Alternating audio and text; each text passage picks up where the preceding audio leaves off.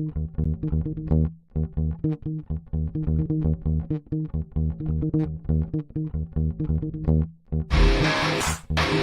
right. Welcome back. Misfit Nation. The Misfit Nation Show. We are a show founded by a veteran and hosted by two veterans and a military spouse. Our mission is to get people to tell their stories to the world. If you're an author, share your tips with the Misfit Nation. If you're a musician or an actor, our audience need to know how they too can get into the business. Coaches, we love our coaches. Come on and share your tips with the Misfit Nation to help them become better versions of themselves. If you are a corporate leader or an entrepreneur, come on and show how you did it and how hard you have fought for success. If you are a veteran, first responder, or Gold Star family, we would love to have you come on and share your story with the Misfit Nation. We always have time for you. If you're feeling down, alone, or starting to see the darkness, Stop. Think about those who are around you. You are not alone. You will be missed. If you feel like your problems will be a burden to those in your inner circle or feel embarrassed, dial 988. If you are a veteran, take option 1. We need you to keep pushing forward. Don't make a permanent solution to a temporary problem. If you are a new listener, welcome to the Misfit Nation Show. Be sure to subscribe to our show on your favorite podcast app. Also on our YouTube channel at @the_Misfit Nation. Subscribe and click the bell to keep you up to date on our latest episodes and all of our news. You can also find us on Heroes Media Group and About Face Radio. Now, let's get to the show!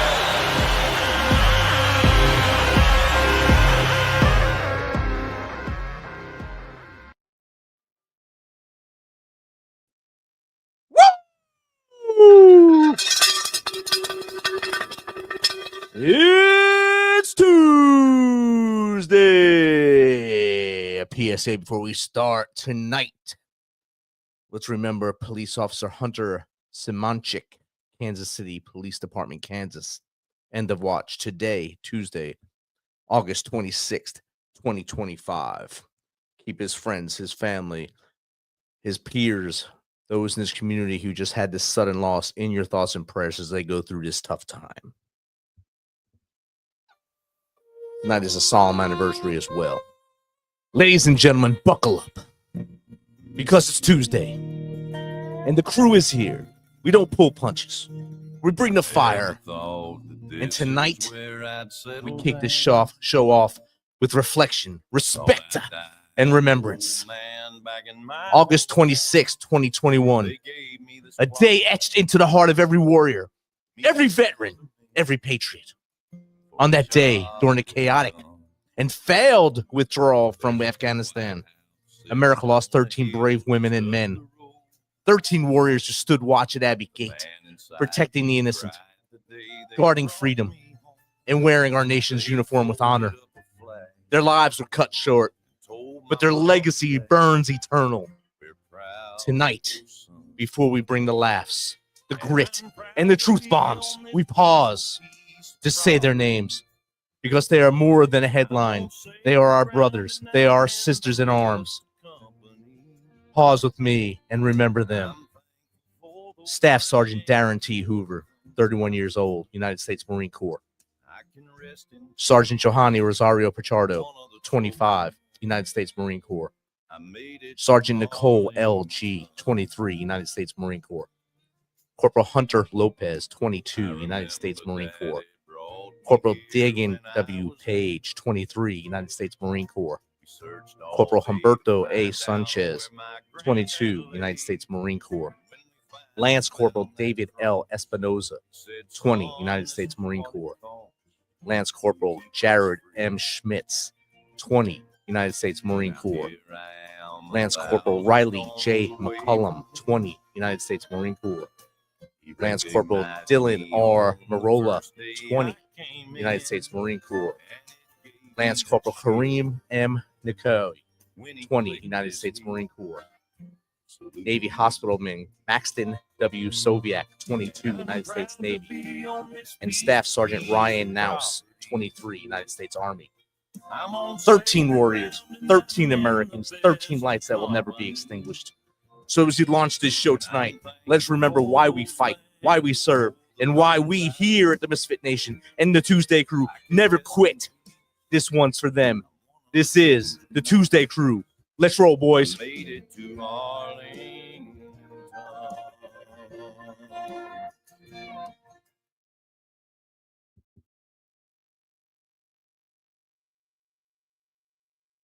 Good evening, Misfit Nation. Good The evening, ToosDay Misfit. Crue is here. Welcome to this episode of the ToosDay Crue. Good evening, Stephen. How are you, sir?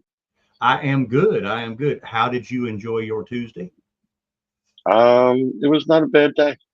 Did what I had to do, got things done, and a nice little dinner, and sitting here hanging out with you. Awesome. Awesome. Well, glad to have you here this evening, and like to thank our producer, Rich. Thank you for that tribute. That was great, brother. That was great. Thank you. It almost made me get up and walk away for a second. Yeah, no kidding. No kidding. Hey, we got a great guest this evening. We're going to do a quick introduction of him here real quick. His name is Will Eller. He is a retired U.S. Army First Sergeant, EOD technician. And now he is a firearms instructor, situational awareness expert. He's got bunches of deployments from, military service from the Gulf War, multiple deployments.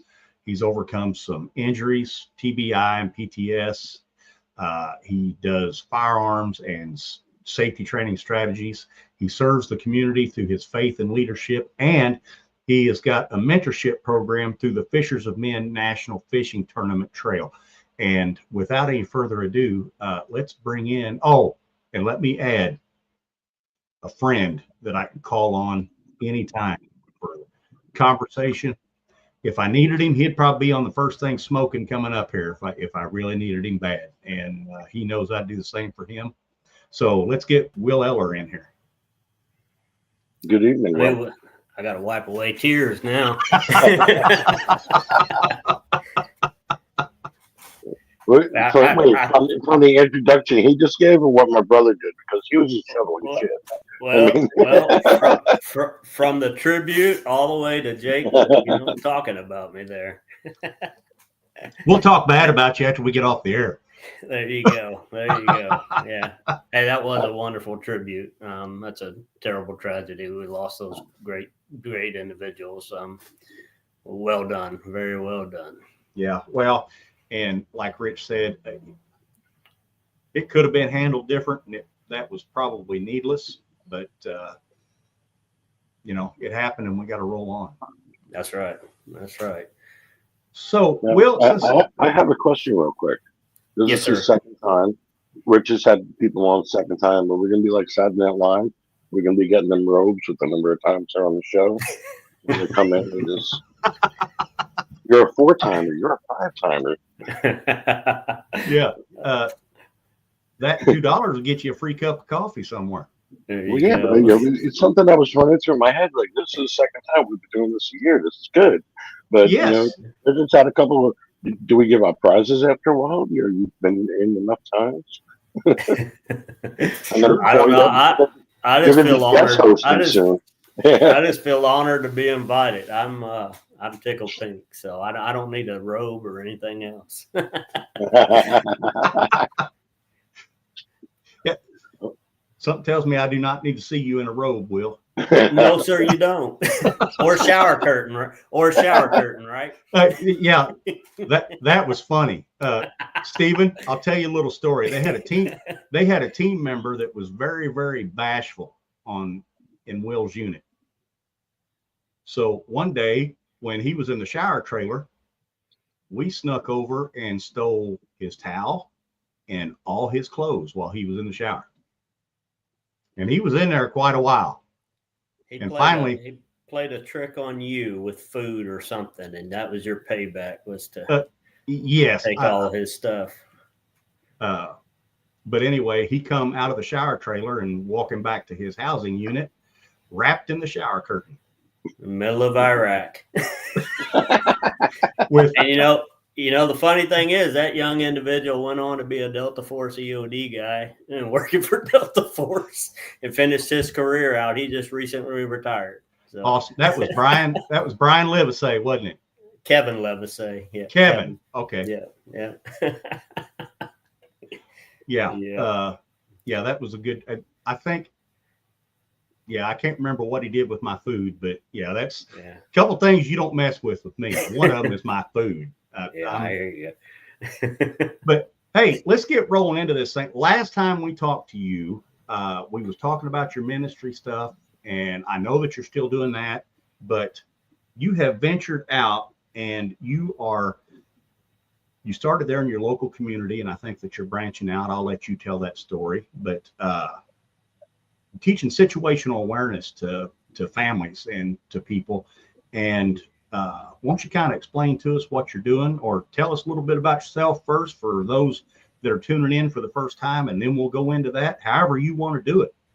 All right. Well, you introduced me pretty well, more than what I deserved, I think. But I retired EOD. When I retired, I and Jake and I think we served together in '96 overseas, and that's where we met. And then, anyways, retired as a first sergeant and as an E8, and then I jumped into trying to find that thing that, that new tribe, basically something to keep me busy, something to keep my mind occupied. I think we all try to do that. If we don't, we fall really quickly. Jumped into Fishers and Men national organization, putting on bass tournament trails within Central Texas to introduce anglers and their families to a relationship with Christ. I'm still doing that. I think this will be my wife and I do that together. And I think this will be our sixth or seventh year doing that. And still going strong, loving it. Absolutely love loving on people and pointing them to Christ. And then a couple years ago, I could easily have been one of those people that turned into a hermit that moved out here to the country and didn't speak to anyone. You mentioned earlier PTS, which thanks for not putting a D on there. I don't know why that was ever put on PTSD. It's not a disorder. It's just stress. And working through the Bible and learning things and everything else, that stuff's behind me. As far as I'm concerned. And I ended up getting involved in the community a little bit and trying to get my foot in the door. And I started taking some shooting classes and enhancing my own ability to shoot. And I said, I can probably teach this. Mm-hmm. Started teaching, never took shooting too seriously in the military. I teach in my classes that the average military guy shoots twice a year on a range, Yeah, I think we shot a lot more than that, and I'm thankful for that. But really and truly, I never took it that seriously to where I wanted to be, a top-notch shot or anything else. And I don't consider myself that way now, but I've learned how to teach people pretty well with it. And I said, well, I'll teach women, and started taking all the classes needed for that and started teaching women in my area. And then I took been to Left of Bang school, combat hunter program, did some stuff like that while I was still in. And I said, I can probably make some situational awareness classes. My wife's been part of ASOC program for 14, 15 years. Mm-hmm. We can take surveillance, counter surveillance, situational awareness, put something together for some of these women in my community. So we started doing that and teaching women what to look for and how to stay safe. Just right here in we live in a small town. So how to stay safe in our little town and when they go to the big towns. Ended up being something that, man, my passion it took off with it. And met a lady here, a pillar in our community. She runs a women's firearms shooting club here in our area.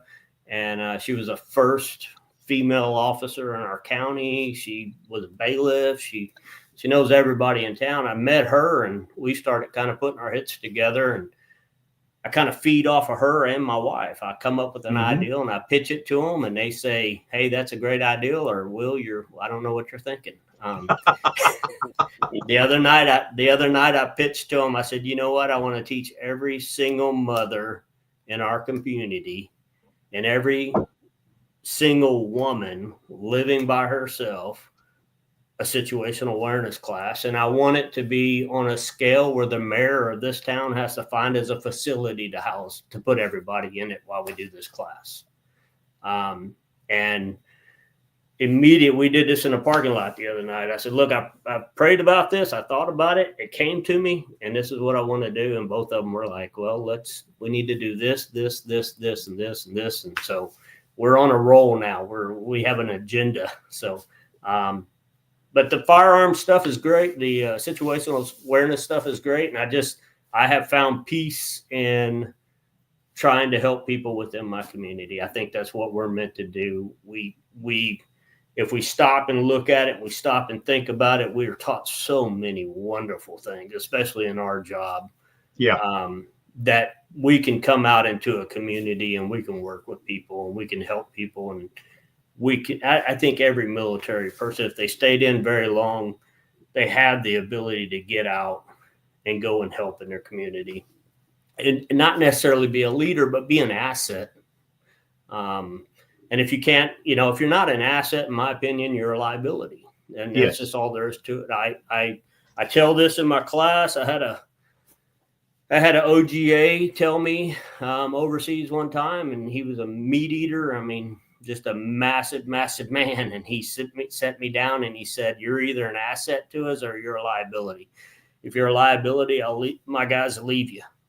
If you're an asset, we'll do anything in the world for you. And I've kept that mentality. When I was a first sergeant, I told my guys that you're either an asset or a liability. So it took me a little bit to tell myself that about my community. And that's what I'm striving to do. And I'm dragging my wife right along with me. So we're having fun with it. That's awesome. That is awesome. And, you're giving back and you're helping out the community, making it a safer community. If I ever come to see you, I'm going to get a bumper sticker and put on the back of my truck. So, I know Will Eller, do not report me. I tell you, I'm not intentionally doing it, but it's a residual effect. We charge $100 for everything. Every shooting class, and I'll get into non-lethals, and we'll run scenarios and let them shoot each other with non-lethals, the whole 9 yards, and everything's $100. And I know guys that are, and respectfully, they're way better than I am, but they charge $500 and $600 a day for this stuff. And I live in a very small community where that just would never work for me. But what I can do is offer it at a price where people can afford it and do it and learn. And I'm telling you, man, when you have somebody call you, I had a gentleman call me. I taught a trucking company a situational awareness class, an over-the-road trucking company that hired me to teach safety at rest stops and at overnight truck parking at gas stations. And I did research, found out statistics about, people getting mugged at those locations, everything else, truck driver incidents, everything.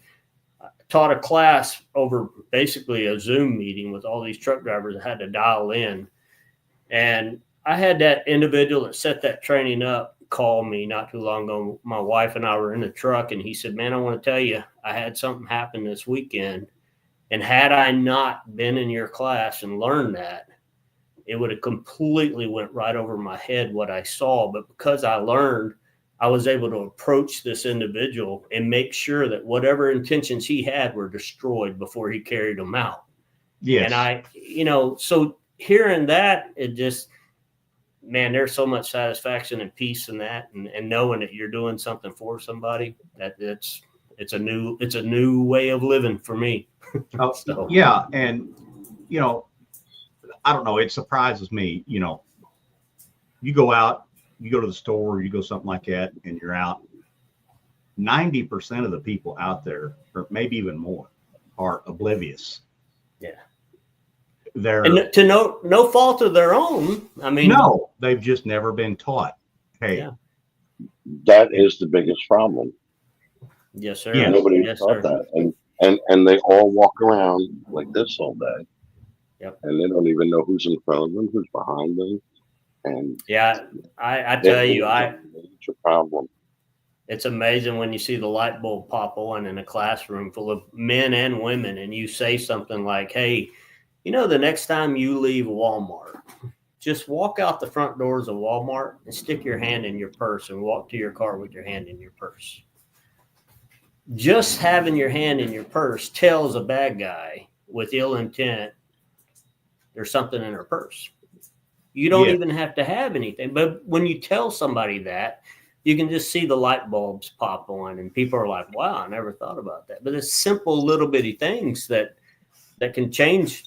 I mean, if we can kill the enemy's will to fight, we're in great shape. And that's my main focus. If I can give women some tidbits to kill that enemy's will, that's all that matters. And it's just like that we're taught from day one when you deploy, or the enemy does not want to hit a hard target.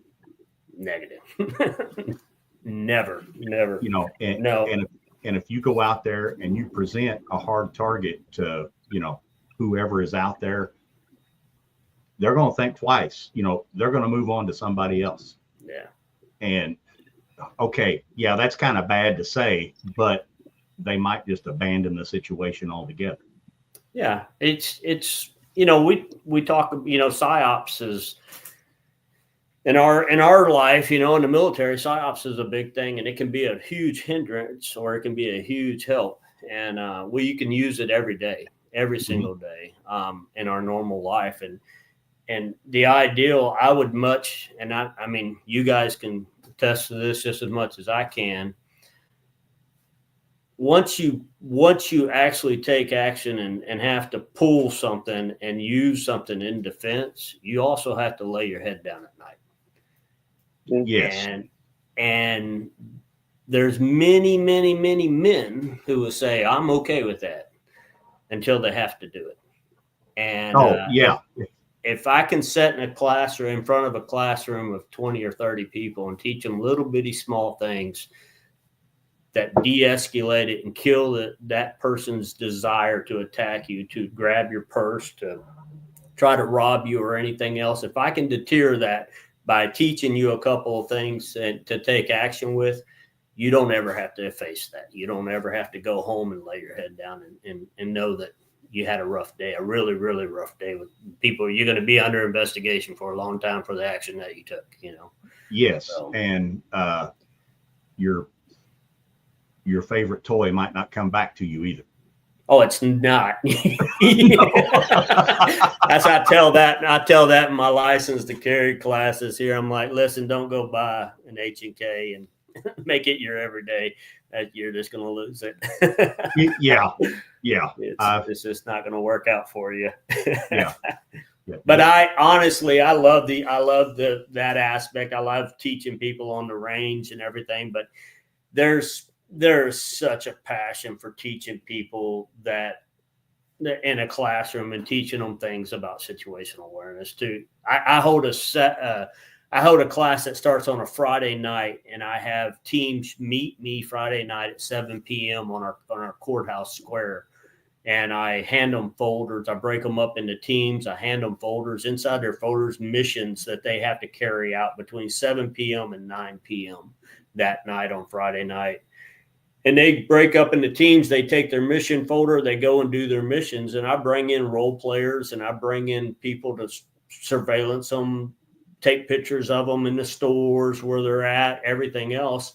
And then their last 30 or 40 minutes of that night, they're setting static either at Walmart or the grocery store or Tractor Supply, and they're just watching the door and watching and recording everything they see. And, during that time, the next morning we meet at Saturday, and we're in that classroom from 9 a.m. till 2 or 3 o'clock on Saturday. So it's a long course. And during that time, we've had women uncover a drug deal in Walmart where they were using the light poles with the poles in the parking lot with a concrete bottom and the poles mounted to it, the little thing that covers the bolts where the pole mounts to the concrete. the guy would pull up, lift that, put the drugs underneath there, put the cover back on, leave. Another car would come up, pull that, leave the money under there, take the drugs. I had students uncover that in Walmart. It's so, and that's amazing. And they know they're being followed. They know they're being pictures being taken. So their level is already, amped up. So they see a lot of stuff. And then all I have to do on Saturday is tell them, you see what happens when you really pay attention and when you're really observant and you're looking, you might see all kinds of stuff. So, and you see stuff, and you see it on social media and stuff, of things that you can, if you pick up on something, say you're in that parking lot and you see a guy that's going to approach a woman or something like that, or he's going to try to do something or approaching it, just walk up and start a conversation with them. Mm-hmm. And, after the assailant, or could be assailant, walks off or whatever, explain to, hey, I did that because, so-and-so was fixing to, I don't know what they were going to do, but just having that situational awareness. And And us as men, we're called to be protectors. So, I harp on that quite a bit. Especially, I cannot stand it when I see a woman putting a kid in a car seat in a parking lot, because half her body's inside that car. She has no visual coherency whatsoever outside of that back seat. And so I urge them, hey, stop, watch that woman put her. If she calls you creepy, let her call you creepy. But she did not get attacked while she was putting that kid in that car seat, and you were there to make sure of it, So yes, it's everything I do is based on left to bang process. Bang being a timeline with bang in the middle. That bang could be anything from somebody grabbing a purse, somebody pulling a gun, trying to rob you, whatever. My focus is staying left of that. When you go right of it, it's reactive. Everything we do is going to be reactive. So you're reacting to chaos at that point. If we can stay left of it and be vigilant, and we can identify what's normal and what goes above that line or below that line, what's an abnormality, we can usually address the abnormality before the chaos ever takes place. We remain a lot safer that way. I don't know about where you're at, but we get a lot of interstate traffic, and there's the thing that, because you don't know who's out on that road. No. If you're close to that internet, it's very easy for accessibility for that person to get back on that internet on that interstate and take off. And that's a bad deal for sure. Luckily we're not, but our cities were these women and people that live in our town, they travel. Bryan College Station, Texas A&M University is right up the road.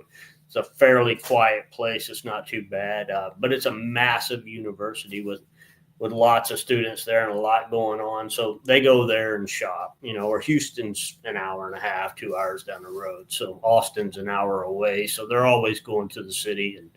And unfortunately there's bad people out there, and unfortunately they carry out bad intent in those cities. And, they do it here as well, but just not on that scale. But, if we can give them a little bit of information and teach them, and Melissa, my wife, has spent so many years in the ASOC program working with it, with SF and other agencies, that she sits in a car in a parking lot and for hours at a time, just pulling surveillance and providing surveillance from vehicle or on foot. So she has a wealth of knowledge of things that she sees in Atlanta and places like that, all of these big cities. And so when we bring that, and our other friend, the lady I was telling you about here, BJ, we bring all three of us together. We can usually put together a pretty good little product for our audience. Our goal is to to be able to walk into Walmart or any store around here and be able to point out assets because we know them and we know what they've been trained to do and what, they've been through classes and they're vigilant, they're aware of what's going on around them. So, well, and I'm pretty sure after giving this class a few times, and knowing you will probably end up, knowing everybody in your in your town. I'm not that personal. That's why I got Melissa.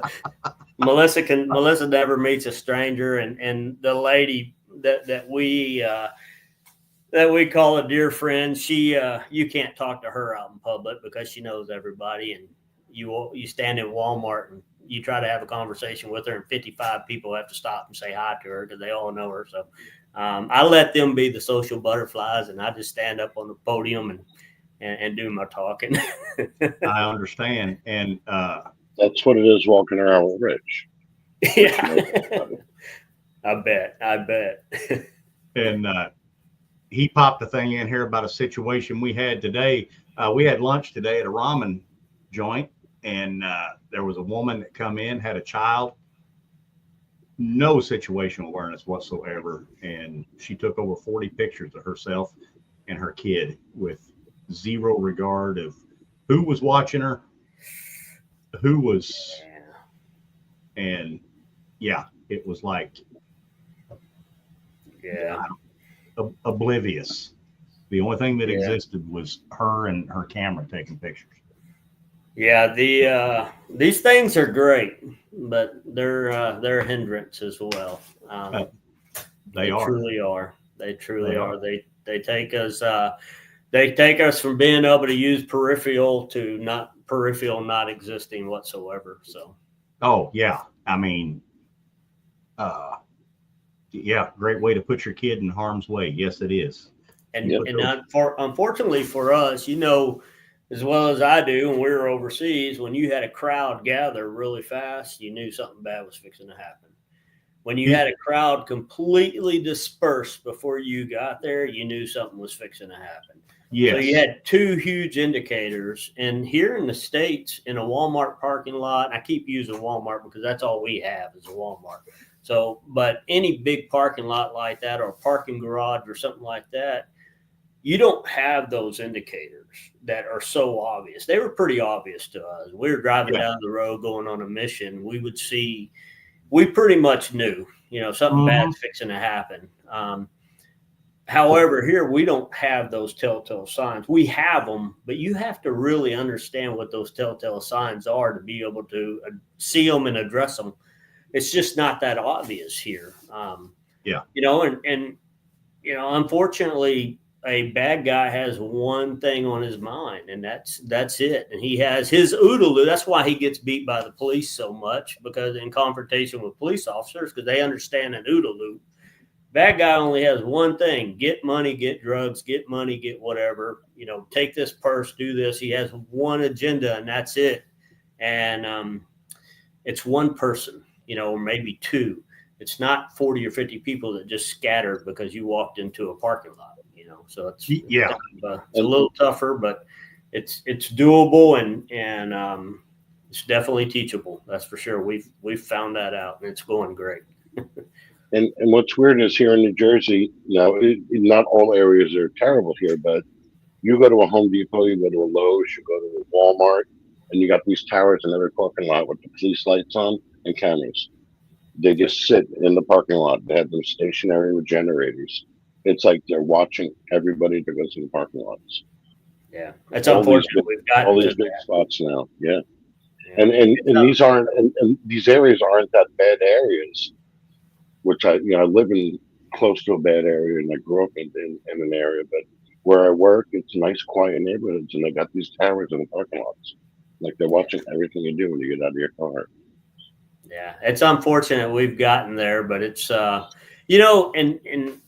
I'm sure those things are running nonstop, and I hope that those things are causing a bad guy not to do something, right, and for people to pay attention.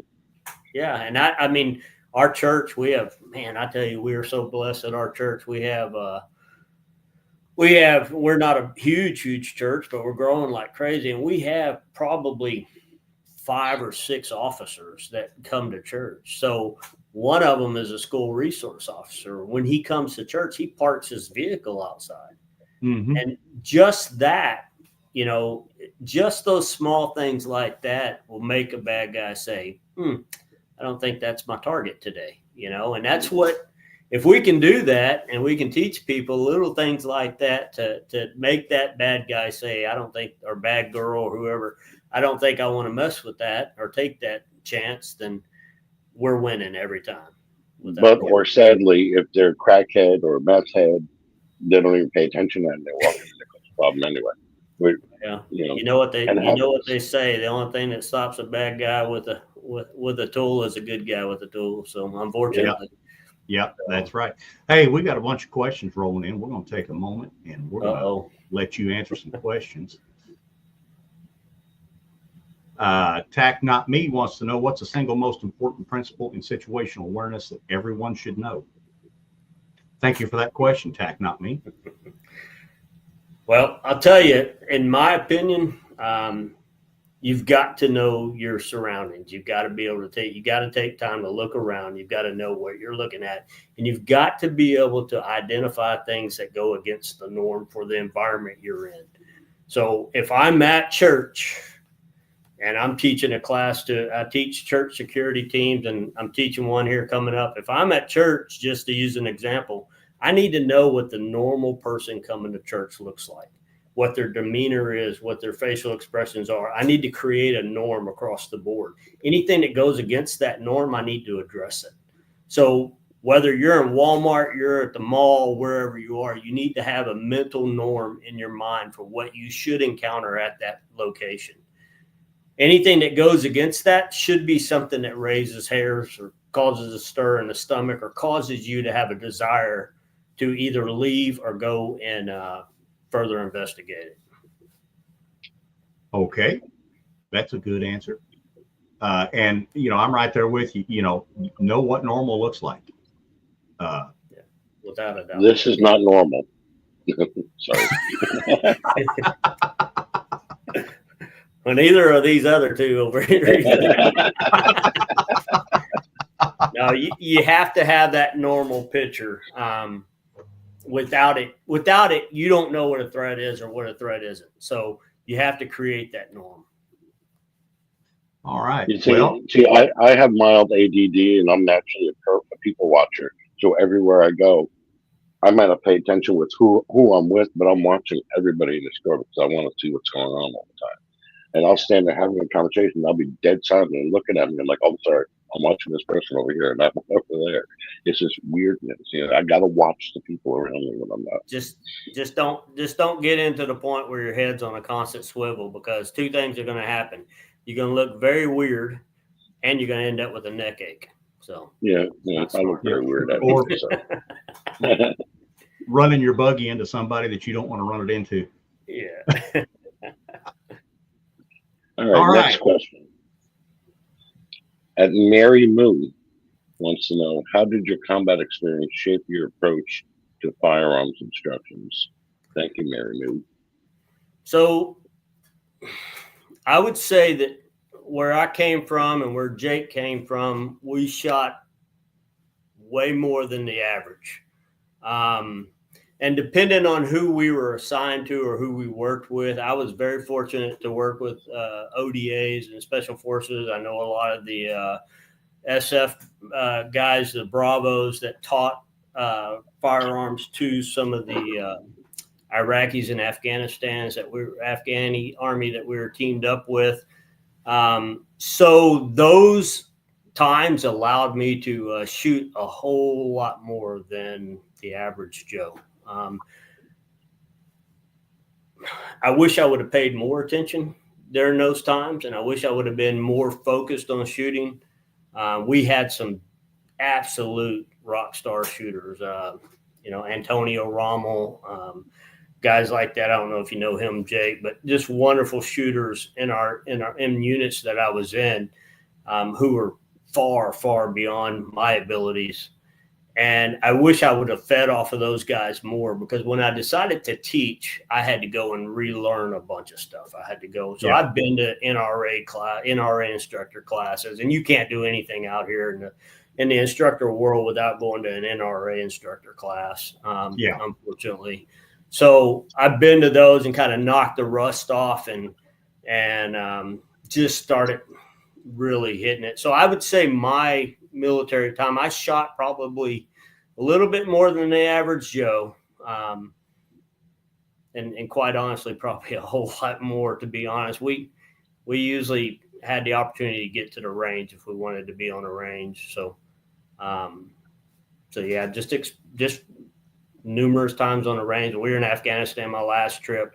We were on the range quite a bit training, and we had some great shooters in our unit and great instructors as well that I fed off of a little bit. So I remember Antonio teaching me the right way to shoot a pistol, because I've been shooting it wrong for so long. Well, that's like, and a guy we both know, Sean Kerr. Yeah. Dude's a wizard. Yeah, he'll be at my house next Wednesday. Give that boy a hug. He's coming to my small group church gathering next Wednesday. Awesome. Give Sean a hug. Tell him I love him. That happened because of you. Cool. Yeah. Glad I could help make that connection. I got another question. I hope that answered her question. Yeah, I'm sure it did. Famous Danielle Foote. How has your faith guided your post-military work with Fishers of Men? Thank you for the question. My faith leaving the military, I have a very, very different outlook on things now than what I used to. And the reason is, in all honesty, I dug into this, right? And I actually have a health coach that I work with at the RISC at the VA, the War-Related Injury and Illness Study Center out of DC. And we were talking a couple weeks ago over a video chat, and I'm reading through the Old Testament right now, and there's stuff in there about wars and this and that. And it dawned on me, and I never really nailed the coffin shut until the other day. And I said, you know what? This is kind of ridiculous. We get labeled as something by the VA, and we tend to run with it. And we want a when we don't know a solution, we want an absolute definite cause. And PTSD is a big thing there. And it dawned on me while I was talking to my health coach, and we were talking about the Bible. Mm-hmm. And I said, you know what? I said, there were so many wars in the Old Testament and so much devastation. And I've never asked myself one question. What did I expect? What did I expect from war? And I don't think we ever get asked that. No. So we come home and we're tainted and we're hurt and everything else, but we never really stop and think, and I had to ask myself, Will, what in the world did you actually expect from war? Did you expect not to see things? Did you expect not to experience things? And Nathan Peterson, I'm sure you remember him. He's now a chaplain, and he's stationed here at Hood. He was at my house a couple of weeks ago, and we were talking about this. What do you expect? I mean, we went to war. And when you read in the Bible and you go back and read about wars during the Bible, my goodness, we're lucky. I mean, yeah, we are lucky. I mean, tremendously lucky. So that changed me a lot. That really did. But my faith, I can tell you, without my faith or my wife, I wouldn't be here today. So I'll tell you that. I tell you what, I can second that. Yeah. I know for a fact I wouldn't be. Yeah. And no way. Yeah. We're going to take a real quick pause here, real quick. Welcome anybody that's coming late to the show. We are talking to Will Eller, and we're talking about situational awareness. We're talking about faith. We're talking about everything here this evening, and how to keep yourself situationally aware, and some stuff that he's doing in his small town where he lives. And Also, I want to tell you, if you're out there and you're feeling the darkness and you feel it creeping in on you, pick up that phone, dial 988. If you're a veteran, take option 1, and somebody will talk to you. Talk to somebody, because, tomorrow's going to be a beautiful day, and it would really suck if you're not here in it. So, don't take that permanent solution to a temporary problem.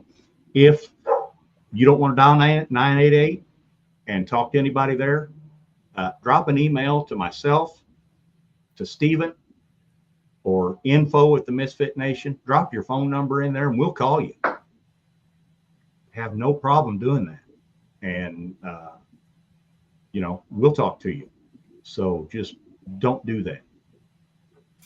And we like having you here, and we're glad that you joined us. Okay. We've got more questions, Will. Awesome. From Cinnamon Not the Stripper. What advice would you give veterans struggling with TBI or PTS to stay productive and focused? Thank you for that question, Cinnamon Not the Stripper. Hey, that's an awesome question. I think we all battle with this.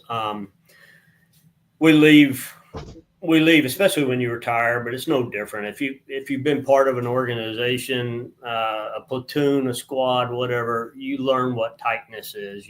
We call each other brothers, right? I call Jake my brother.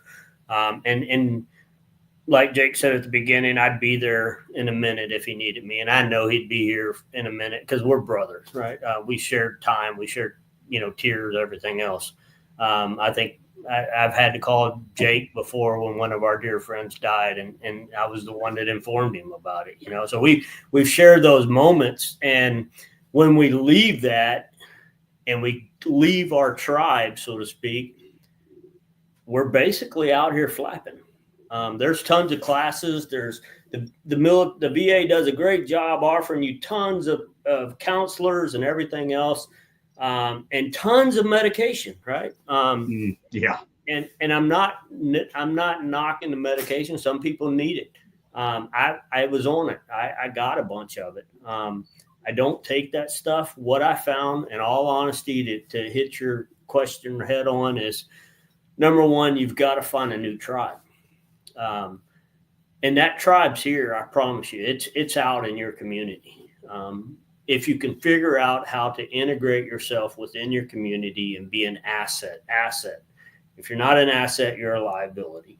Be an asset within your community. You don't have to be the leader. You don't have to, take charge, any of that. Just go and help. Anything. Get involved in something.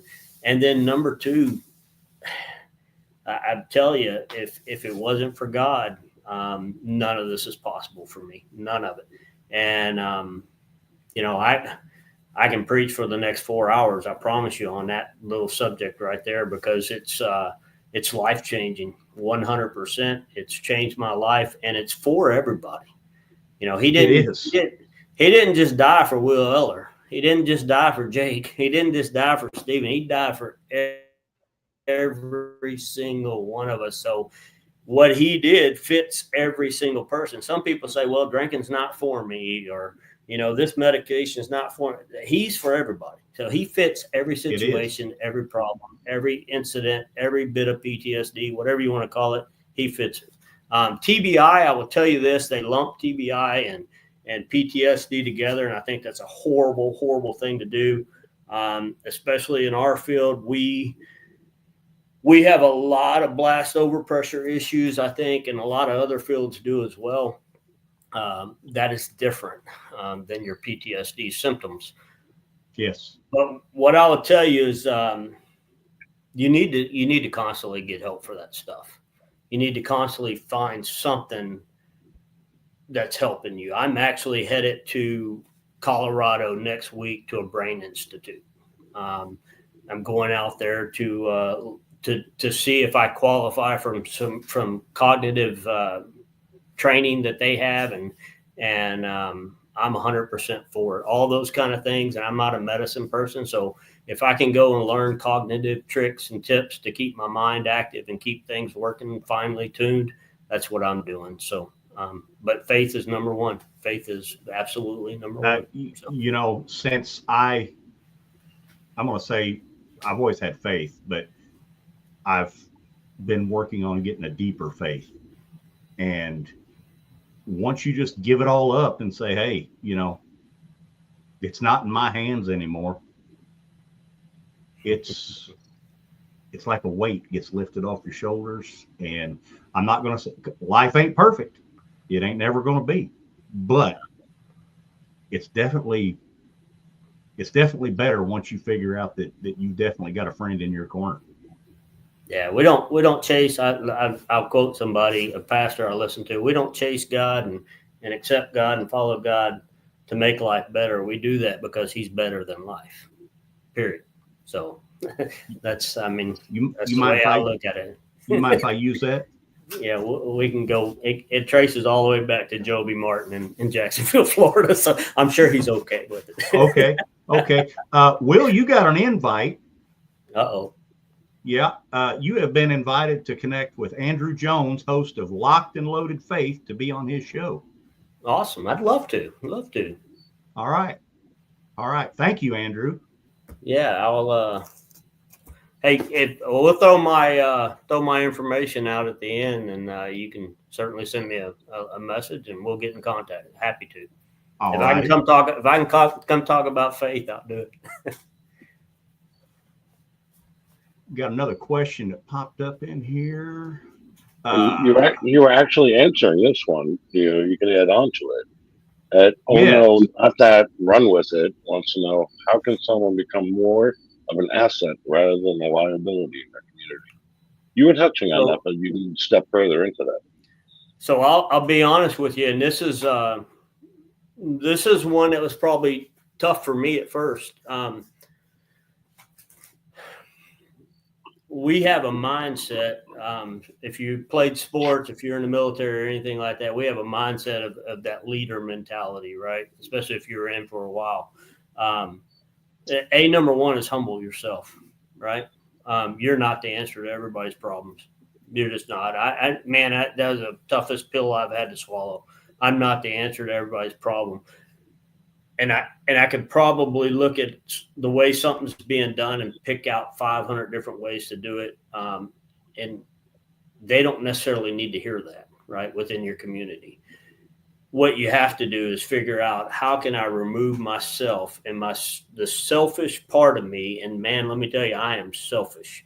How do I remove my selfish personality and be able to go over here and mingle with these people and help them accomplish their mission?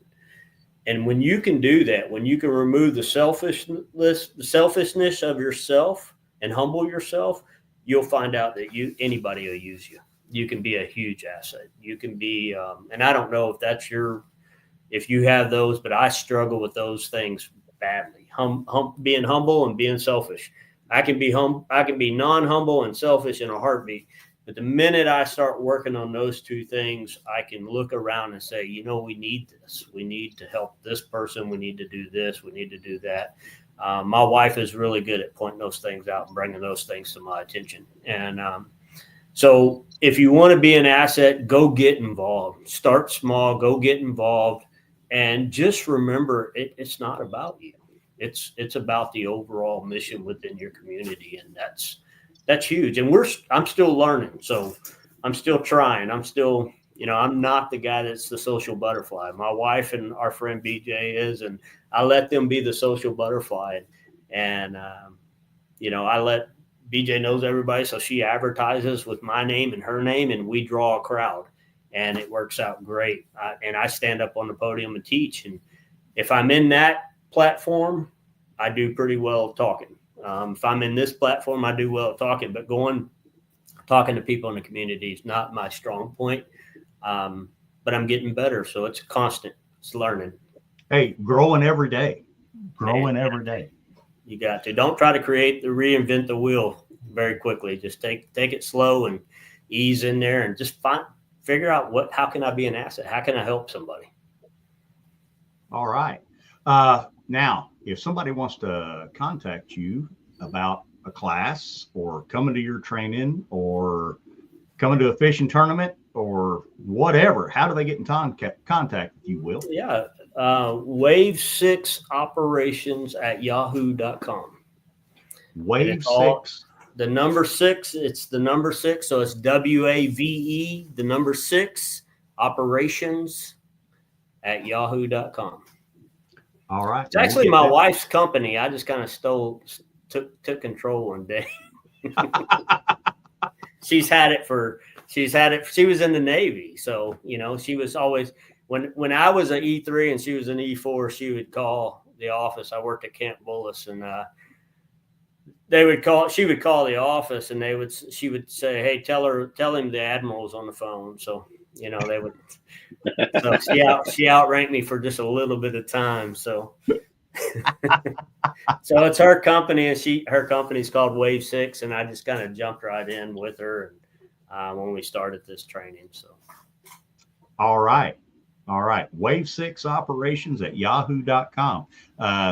Use that, Misfit Nation, if you want to ask Will some questions or get some information on training.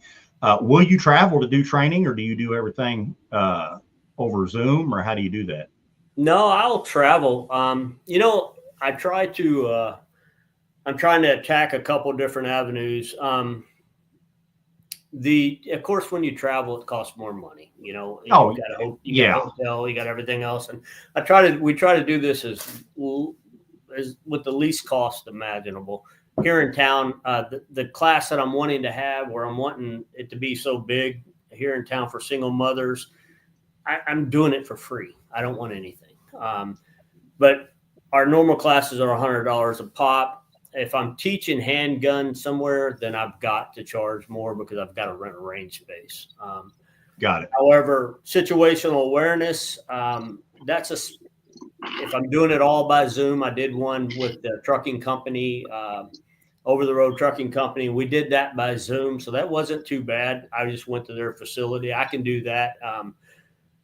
And if I'm actually going and we're putting together mission packets and they're going out on Friday night and doing a mission and everything, then that one's going to be a little bit more expensive, but I'm willing to travel. I had a thing set up in Georgia there for a while, and it ended up falling through, but yeah, I'm willing to travel.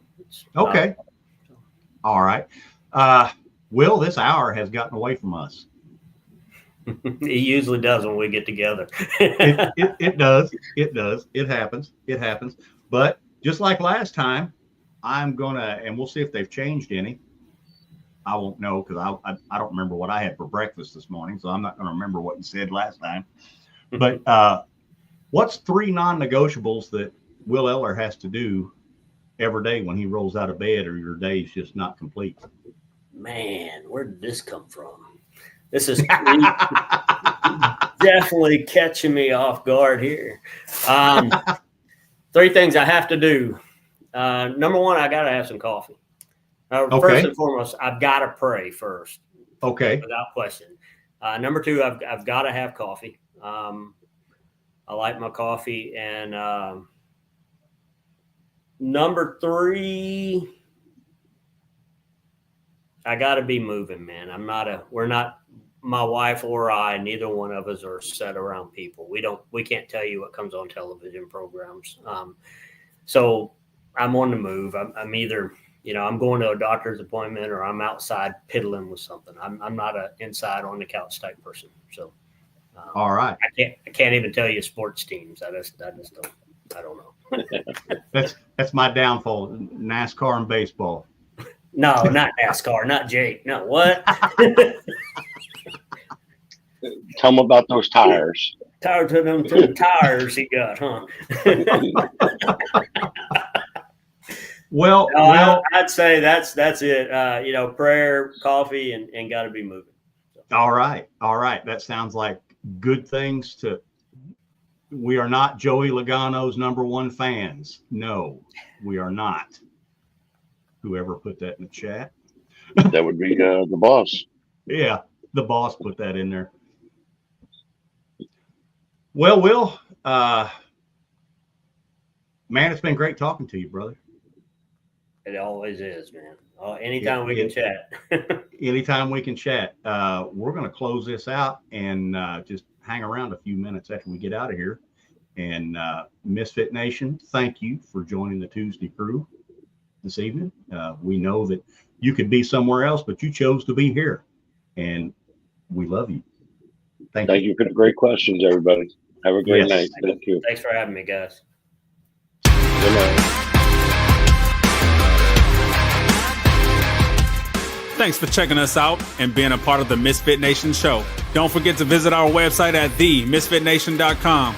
That's themisfitnation.com. Check out all our past episodes and get some of the great Misfit Nation gear for you and your family. As always, be humble, stay hungry, and keep hustling because we are Misfit Nation. Misfit Nation.